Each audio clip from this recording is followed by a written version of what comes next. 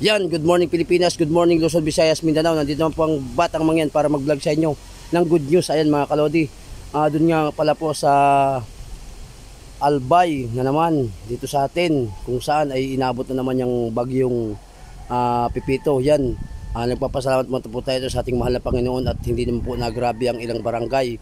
Ayun nga lang po, sa ibang lugar ay medyo talagang medyo may nilakasan ang ating bagyo.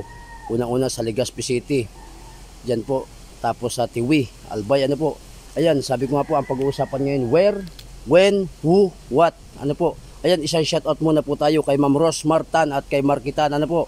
At kay Beatmaster, ano po. Ayan, mga kalodi ko na mga vlogger na medyo meron. Ayan, action na naman po tayo. Hindi pa natapos yung bagyong Christine. Ayan naman, may pasigunda na naman, ano po. Na inabot naman yung bagyong Pipito na yan, mga kalodi. Ayan, kung saan nga po ako nagbablog ay nandito ako sa aking sagingan at kanyugan na binabantayan.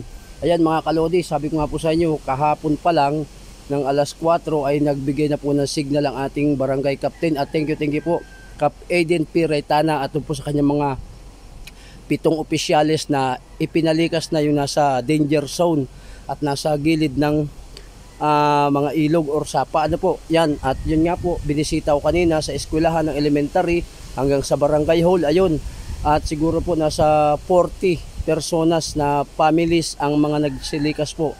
At kami naman po ay, yung iba naman po ay hindi naman po nagsilikas kasi nga dahil sa sobrang sikip na magsiksika ng para ng dilata, ano po.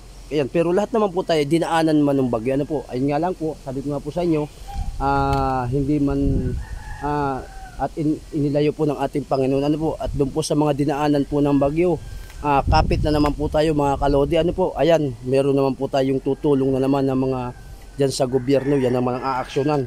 At sabi ko nga po, yan, hindi pa natatapos yung unang bagyo, meron naman tayo. At dito sabi ko nga kalodi, doon po sa mga ating mga viewers at ating manonood, kung po tayo dinaanan ng ganitong bagyo, ingat po mga lodi. Yan, nawala na naman po yung ating mga kabuhayan.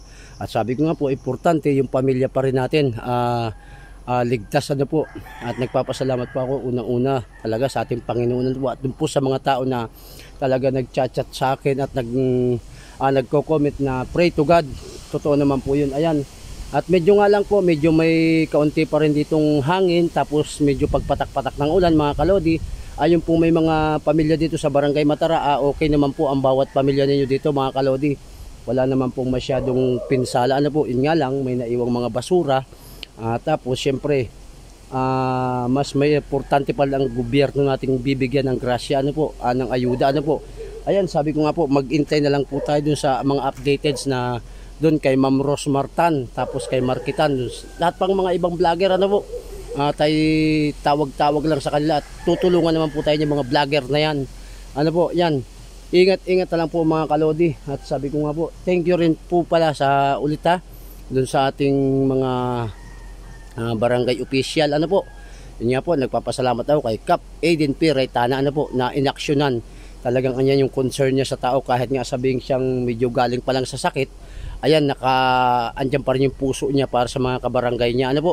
Ayan, sabi nga akong kalodi, share to follow lang ang Batang Mangyan po para po makita po yung mga updated ko, nakita yung mga news ko na talagang malulupit.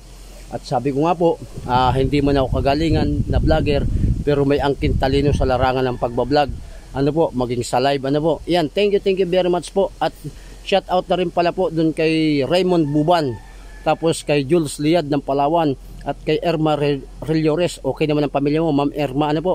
Yan, sa mga Baliktar family, shout out po. Boss George Remugat, shout out. Ben Rugando, shout out. Bal Rugando, shout out. At syempre kay paring Eric Elorsa, lahat po ng mga Elorsa, kapit na. Hello po Philippines, Luzon, Visayas, Mindanao, ano po. Ayan, shout out na rin natin. Syempre, yung pinakamabait natin na kalodi, Kuya Romeo Bersabisionisio. Yan, Kuya Romeo, salamat po sa pag-pray ninyo sa akin at sa pag-pray na inyong mga ka-comment din dyan sa akin sa Facebook account. Yan, thank you very much po sa lahat ng mga nag-pray para sa Batang Mangyan at sa mga kababayan dito sa Barangay Matara. Ayun nga lang po, thank you very much talaga po sa ating Panginoon. Ano po? Ayan po, Luzon, Visayas, Mindanao, ingat po kayong lahat, yung mga dinaanan po ng medyo marat na panahon. Ano po? At pray lang po kami sa Panginoon para sa pagbangon ng bagong Pilipinas